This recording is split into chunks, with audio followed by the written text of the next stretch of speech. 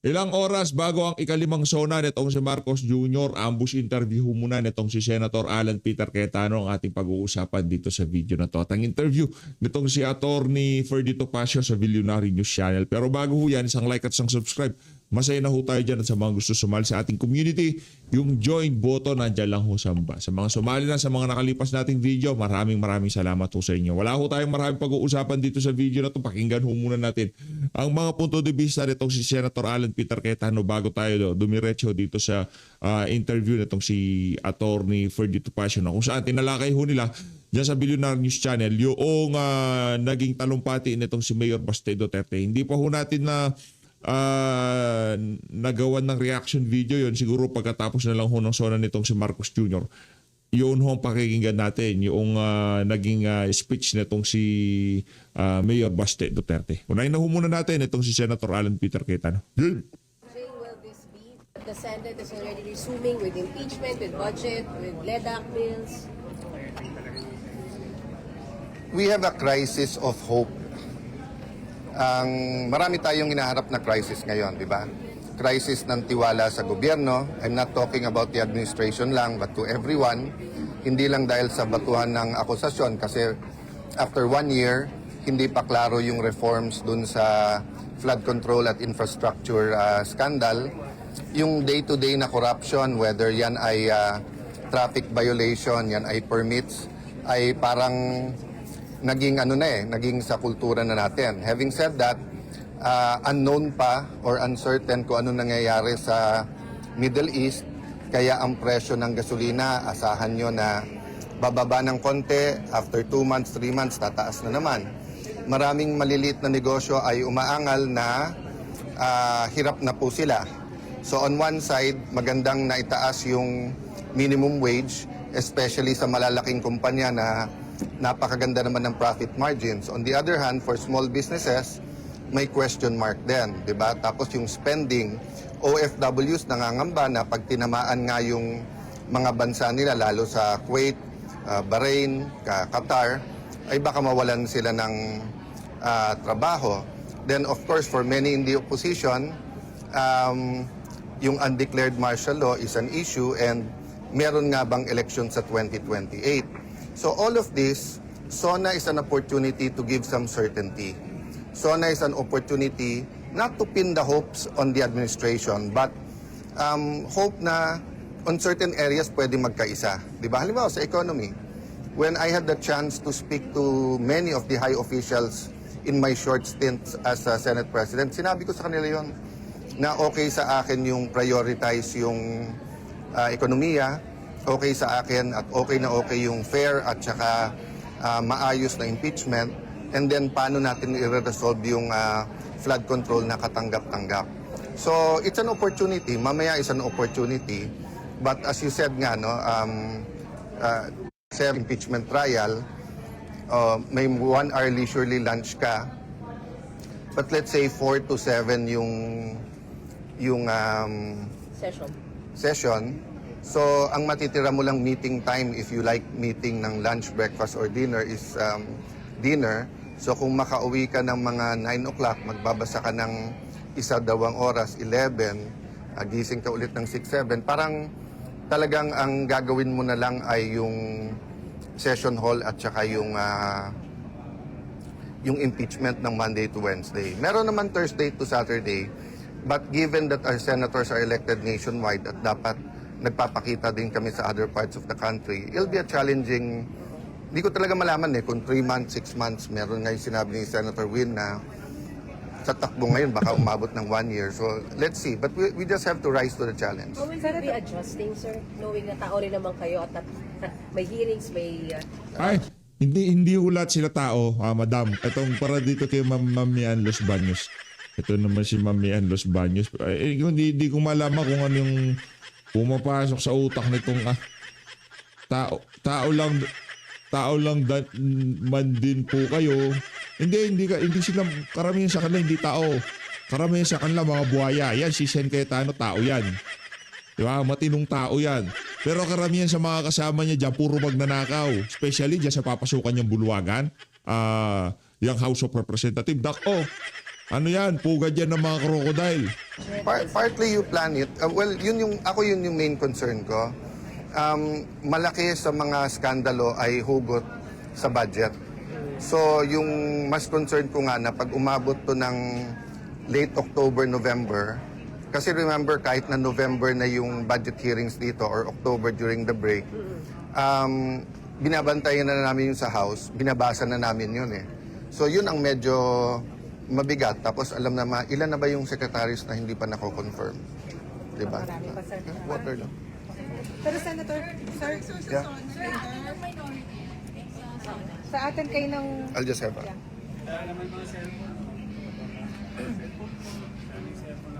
Sa atin kayo mamaya at bakit po kayo naka-block? Hindi pa kami nag-uusap lahat.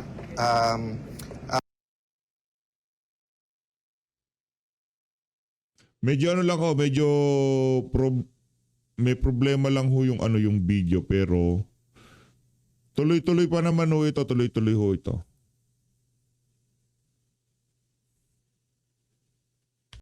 Yo! Binabantayan na namin yung sa House, binabasa na namin yun eh. So yun ang medyo mabigat. Tapos alam naman, ilan na ba yung secretaries na hindi pa nako-confirm? Diba? Marami pa, sir. Water lang. Pero Senator, sir, Yeah. sa atin kayo ng... I'll just have Yeah.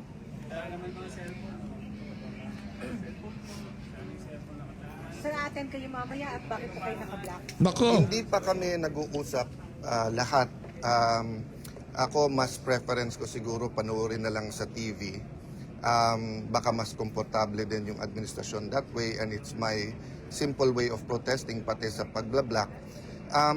Unlike in 1986, 87 na ramdam talaga na may question of democracy. Ngayon, syempre it's more of poverty, economy at saka yung corruption. But I really believe that our democracy is in danger and talagang pag nagsalita ka, target ka bigla. May undeclared martial law. Kanina, nung sinabi niyo may undeclared martial law. Ah, What did he mean? that's been said for the last 6 months, di ba? It's about freedom and democracy, di ba? So, tignan nyo lahat ng nakakasuhan at lahat ng nakukulong, di ba? Pag tahimik ka at sumama ka, parang if you can't beat them, join them, happy ka. Pero malungkot ang bansa. Pero pag tayuan mo yung mga prinsipyo mo, ikaw pa kakasuhan, di ba? This morning lang I was meditating on Mike Defensor, no? I don't know his activities. I haven't kept in touch with him, but assuming he donated money. So assuming 50 million yung plunder, na hindi kami naniniwala tama yung interpretation kay Senator Marcoleta. Pero kung nag-donate ka ng 1,000, 1 milyon, tapos napasabay dun sa plunder ka rin, tapos non-bailable. Bantayan nyo yung mga kaso. Pag medyo kumampi, etc., hindi mo sure kung ifa-file o kaya bailable. Pagkakalaban, non-bailable ka agad. You believe Diba? there is undeclared martial law? sir? Kung hindi man, we're nearing that. Diba? Kung vlogger ka, nakakampi, wala naman cyber libel, wala namang warrant ka agad. Pagkakalabang ka, nandyan na kaagad. Diba? You also ask your editors, your owners of the networks. Hindi nila itatanong yun. Hindi nila itatanong yan, Shen. Kasi yung mga yan, paldo rin yung mga yan eh. Ang pagtatanong nila yan sa inyo, ano yan, kumbaga, binibake lang kayo. Ika nga, magsalita ng masama para meron silang ma-report. Hindi naman nila ibabalita yung ika nga, yung pinanggagalingan ng mga sinasabi mo. Ang ibabalita lang nila niyan, Alan Peter Cayetano, pagka kulong ka, ganito ka, ganyan ka, pinaparatangan na administrasyon, ganyan sila dyan. Ganyan sila dyan, mga network sa Senado. Mga siraul yung mga... Yung pressures kung meron o wala, kayo makakasagot niyan. Pero sa business at sa politika, even sa religious leaders, mga nakakausap ko, nakikita at nararamdaman nila na sana hindi. So one big assurance is paulit-ulit sabihin ng Malacanang na may election sa 2028, walang tsa-tsa, hindi i-abolish ang Senado. No, and one way to ensure that is yung numbers. To say na 2/3 is really 16. Kasi nagsimula yan sa 12 is 13 eh. Diba? Tapos ngayon, first few days sinabi nga 16. but then may mga gumagalaw na questionin na sa Supreme Court o kaya tingnan natin o kaya agahan natin yung pag ano nito, no? So it's dangerous times. Sir, araw-araw may post may tweet si Ganun Senator niya ako Lacson. kamahal na paggising sa umaga ako naalala niya. From May 11, when I took the job, I knew that many persecution will be coming my way. Hindi ko lang na-expect it's through a senior senator na maraming bilib sa investigation skills. But ongoing, at every day naman, what you call this, may konti siyang amendment, etc. But like yung sinabi niya today, hindi ko alam saan nanggaling yon. I'm not the secretary of DPWH. I'm not the regional director. I'm not an engineer, di ba? So, but of course, taga-tagig ako. So, as much as I can, binabantayan ko. It's on the record. I never said certain things that he says I'm saying or doing. But pag may nabubuko kaming mali, kayo, di ba nakita niyo yung nung mag-isa akong naghihiring halos dito dun sa bridge na bumagsak sa Isabela? May in-expose din ako ng mga tiwali na contractor na kung ano-anong ginagawa, whether it's in our city or otherwise. Hanggang ngayon, hindi nakakasuhan yung contractor na yon, no? So, marami kaming nakalaban sa Taguig, maraming natanggal, whether sa local government, sa national government, contractor. So, maaring yun yung mga nagsusumbong. So, i-verify lang nila mabuti. Pero harapin namin yon. Wala naman kaming choice kundi harapin yon. Ang hinihingi lang naman namin is that makita nung tao yung bigger picture na kung sinong nag-iimbestiga, kung sinong nag-criticize, biglang sila yung gustong imbestigahan. Hindi naman natin inaatrasan yan, pero hindi dapat ang ma-single out, di ba? So, ang dami, may mahaba ako listahan ng mga pwedeng tignan.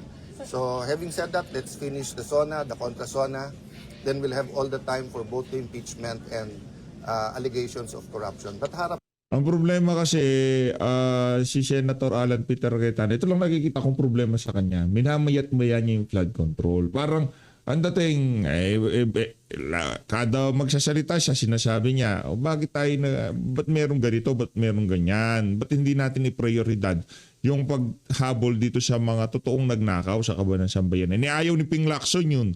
Kasi pagka pinag-uusapan yung flood control, isa siya sa mga lumaro dyan sa investigasyon na yun sa mga maanumalyang flood control. Kaya nasasaktan si Lacson. Di ba? Nasasaktan siya. Kahit hindi direktang sabihin ni Senator Alan Peter Cayetano na ikaw, Chairperson, Blue Ribbon Committee Chairperson Ping Lacson, linaro mo ang investigasyon sa mga maanumalyang flood control. Kahit hindi niya direkta sabihin yun, allergic si Ping Lacson. Kaya yun, imbis na ituloy ang investigasyon sa mga maanumalyang flood control sa administrasyon nitong si Bangag, inuna niyang imbestigahan yung paulit-ulit kinlir ng DPWH na walang problema pagdating sa mga flood control diyan sa Taguig. natin yan. May insertion daw po kayo na more than 6 billion pesos Wow. sa 2025 budget. Kapag ka minority, insertion. Pag majority, amendment. Amen. Di ba? Pagka majority, pwedeng lahat ng senador may amendment and sasagutin ko sa tamang forum at panahon kahit sa harap niyo. But I want na ilatag niya yung ano ba talaga ang sinasabi niya, magkano, saan, etc. So, ang sinasabi niya ba, basta't nasa budget at nasa Taguig, ako na naglagay nun. Walang ibang officials from the cabinet to, di ba? Hindi mo masasagot yung allegation nang hindi buo eh. So, halimbawa, di ba yung sinabi? Pag sinabing mainstream media, maraming bayaran. Hindi ba unfair sa inyong lahat yun? Hindi ba unfair sa lahat, pati sa mga Hindi yan fair yun. Fair na fair yun. ano yun, di ba? So, sabihin mo, sino, paano, magkano, para masagot mo. Di ba? So, din po siya sa tweet na yung mga projects na nabayaran ng alin project nga yun? Alin ang project? yun? So, ang problema kasi dito ang problema kasi dito sa mga reporter na to, especially doon sa Cecil, yung si Cecil, taga ano yun, aso ni Marco, aso ni Ping Lacson yun eh. Naratibo ni Ping Lacson kahit saan magpunta yung ali na yun. Pagka magpapa-interview si Ping Lacson, yun na mag-i-interview sa kanya. Ninfa, Matanda. Sinimparable pala ito. Walang allegation na sinasagot na hindi mo alam kung ano yung allegation. Di ba? So pag sinabi kong meron dyan, radio anchor o anchor sa TV, Hindi, sinimparable na. o may vlogger dyan, nabigyan, may PR, sasagutin mo? Pero Hindi mo alam kung anong... Pero masasiguro niyo po walang ghost sa... Sorry, last question. Yes? Sabi niya po ang right to place para sa inyo ay sa Payanas. Ang para sa administrasyon na to, lahat ng kritiko nila gusto nila sa Payatas. So I leave it to God, I leave it to our people.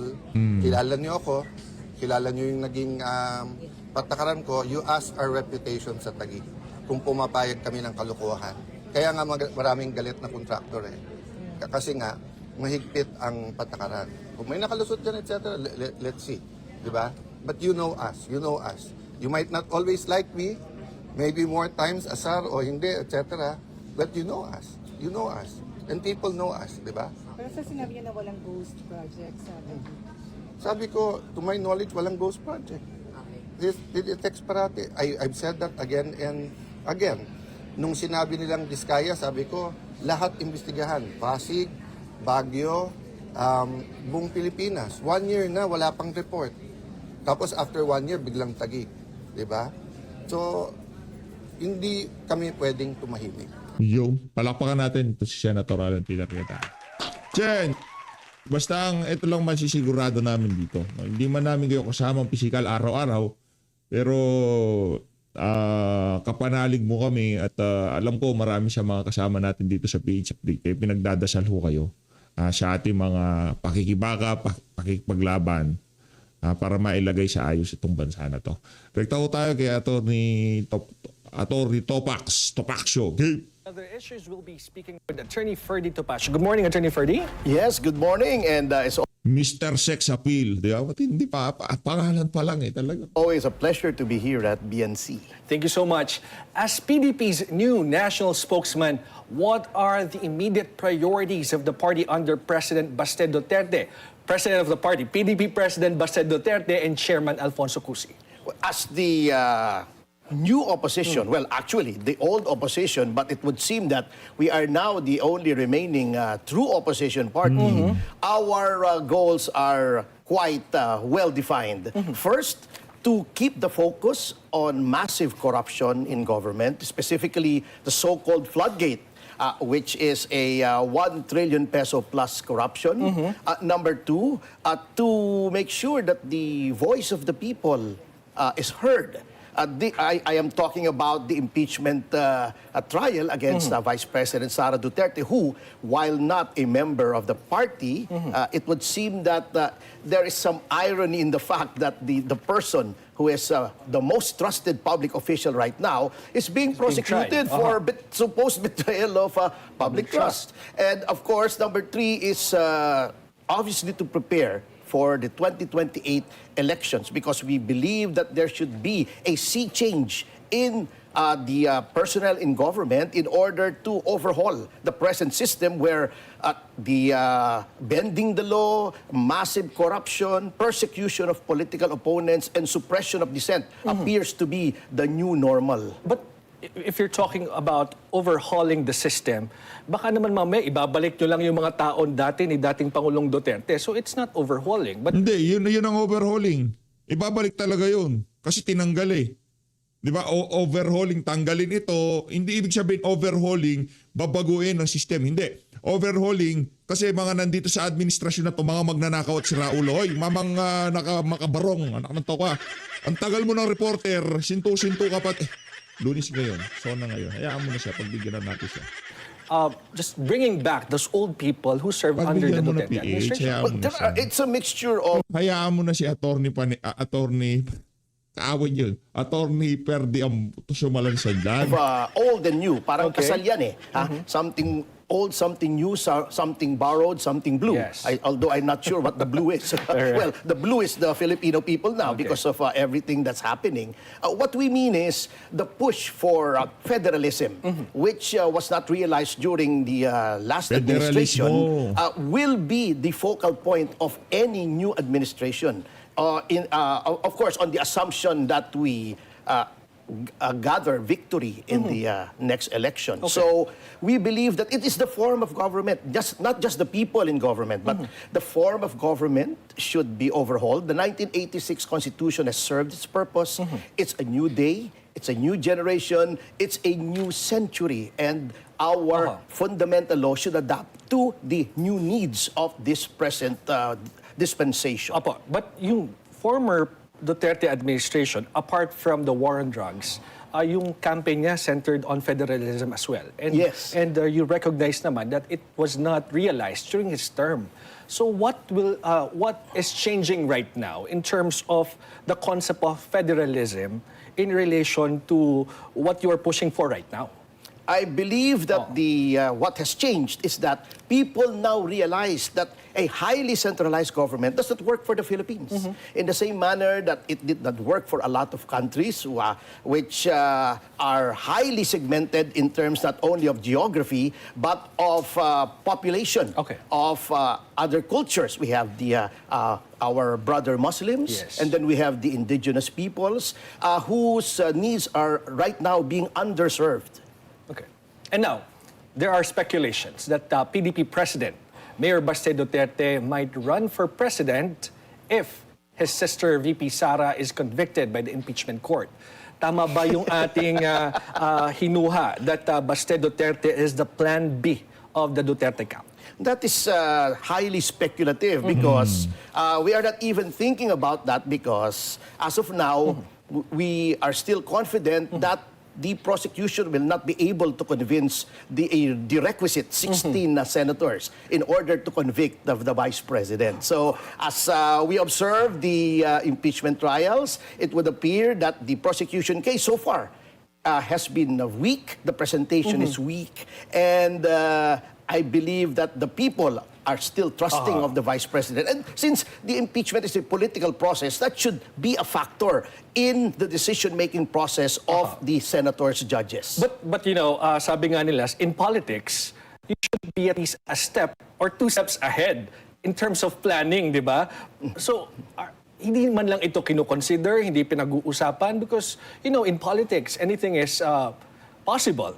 That's true, that's true. But with the present leadership now, we are highly adaptable. We have a lean, mean fighting machine in the PDP, and whatever political exigencies may arise in the future, we can quickly adapt to it. Kumbaga, hindi nyo pa pinag-iisipan that there's an other option apart from Inday Sara Duterte? Not at the moment. Not at the moment. Well, in fact, everything is so fluid. What we are focusing now is the issue of corruption, which appears to, it would appear that it is being swept under the rug because of the diversion of the impeachment as well as other issues. Okay. Now, during the PDP meeting last Saturday, Mayor Baste also said Senator Rodante Marcoleta was targeted for pushing for the Senate Blue Ribbon Committee probe into the flood control projects. Senator Robin Padilla is also under investigation for supposedly helping Senator Bato de la Rosa elude arrest.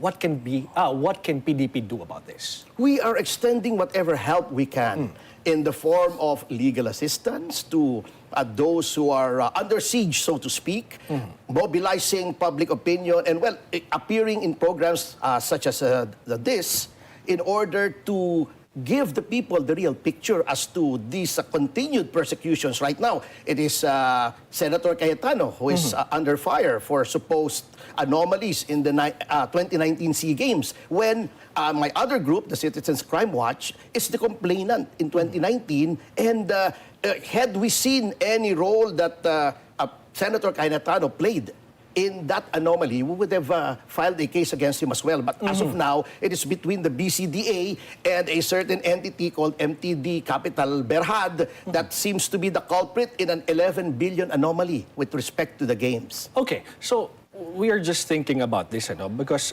Mayor Baste, balikan ko lang po si Mayor Baste, said his statement about calling for the head of PBBM was taken out of context. And do you think the NBI will actually just take that like a grain of salt? Well, it will not, because, you know, I mean, let's not kid ourselves. The director of the NBI is there for only one purpose, and which is to persecute the perceived enemies of the present administration. The PDP has time and again said and reiterated and repeated its position that we are against an extra-constitutional regime change, that we disavow the use of any form of violence. So, whatever we say about getting the head of the president, etc., are just figures of speech. Now, of course, if the director wants to take it literally, as he is wont to do in cases such as these, there is nothing we can do to stop that. That is his role as the attack dog of the present administration. Okay, so you call him an attack dog. Why? Well, obviously, you can see that the pattern of harassment is there. Can you imagine? Issuing repeated subpoena to the 18 Marines who are supposed to be the witnesses in a grand corruption, and yet they're the ones being, what we felt is that they are the ones being investigated to. Mike Defensor, investigating Robin Padilla when the Secretary of the DILG himself said that there is no order to arrest Senator Bato, and he was there at the Senate premises to reassure the then Senate President Cayetano that there was no such order. So why should there be obstruction of justice proceedings against Senator Padilla, etc., etc.? I can go on and on, but we only have 30 minutes. Oh, yes, of course. I'll leave it at that. And then, of course, Attorney, kasi Malacanang argues that the cases against Senator Marcoleta, the investigation to other PDP senators, and other opposition, members of the opposition, are purely based on evidence and not politics. So, how do you respond to that? Well, that is poppycock, of course. In my case, just in my case, I have been with the opposition for a long time. I was with Doy Laurel when he was in opposition to Cory Aquino. I was with ERAP when he was in opposition to GMA. Yes. And I have had no cases filed against me. Now I have cases for cyber libel, sedition, inciting to sedition. This is the only administration I have seen that is really utilizing the concept of lawfare or legal warfare to the hilt. So, to that extent, how can you believe anything that comes out of the these spokespersons of Malacanang when it comes to these things? So, I'm just wondering po, kasi si Senator Robin Padilla, he was the president, correct? Before Baste Duterte. So, ano yung magiging role niya ngayon while he is no longer an officer of PDP? But before you answer that, Attorney Ferdy, at the forefront, we'll be back after a short break. Wala na ho talagang segue. Si Atty. Topacio na ho sumalansan dito sa reporter na to. Attorney, ano na magiging role ni Senator Robin Padilla now that he stepped down as the president of PDP? Senator Robin stepped down because he wanted to concentrate on his legislative duties. That was clear from the time that he resigned as party president to be replaced by Mayor Baste. That will still be his role. He will be a lead player in pushing for the legislative agenda of the PDP. He has a platform in the form of his Senate position, privileged speeches, etc. He is a senator judge. And lastly, he's a well-known public figure with a great degree of popularity who can use that popularity to get the message across with respect to the advocacies of the PDP. So that's already a very big role as far as we are concerned. But Attorney Ferdy, kasi he openly said that he's no longer interested to run as senator if it's re-election or in other position. So how do you take that? Part ba ito ng pag-step down niya na i-push na natin yung mga ibang individuals who are interested and who wants to run? Yun ang sabi niya, pero kami, kinukumbinsi namin siya to run again. Kasi sayang naman his heart is in the right place. Alam natin that he is connecting with his message kasi ang daming bumabati ko sa kanya. Otherwise, they would just ignore him like Lito Lapid, who says nothing. So run again for re-election. Re-election, not for vice president? Well, for any position that will suit him, because he is one of our best weapons. His popularity is very advantageous to the party, and as I have said, his heart is in the right place. He may not have the erudition of some politicians, but he has the street smart and may malasakit. That's the best way I can put it. May malasakit sa Pilipino, may pagmamahal sa bayan, at walang bahid ng corruption. Can PDP now fill like the 12 senatorial slate in 2028? only the next few months can tell. We have quite a deep bench. As you know, we have 3 senators. So there are new leaders in the works. Like, for instance, Jimmy Bondoc, Attorney Jimmy Bondoc, who had a creditable showing during the last elections. Nandyan si Attorney J.B. Hinlo. Nandyan si Dr. Richard Mata. These are well-known personalities. Doc Mata, sure win na yan.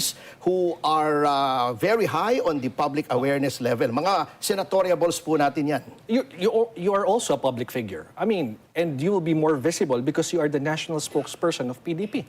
Aren't you interested to run? Ito ba yung plano ninyo? Well, my father was a politician, but I have never participated in, elections, except in the shadows, in the sidelines. But as I've said, I am a loyal party man, and if drafted, I will serve. As Lord Alfred Tennyson said in his Charge of the Light Brigade, ours is not to reason why, ours is just to do and die. Now, Palace Press Officer Claire Castro said Mayor Baste cannot blame PBBM for his, at least his father's case before the International Criminal Court. Castro said there will be no case if there were no victims in FPRRD's anti-drug campaign. What is the party's reaction to this?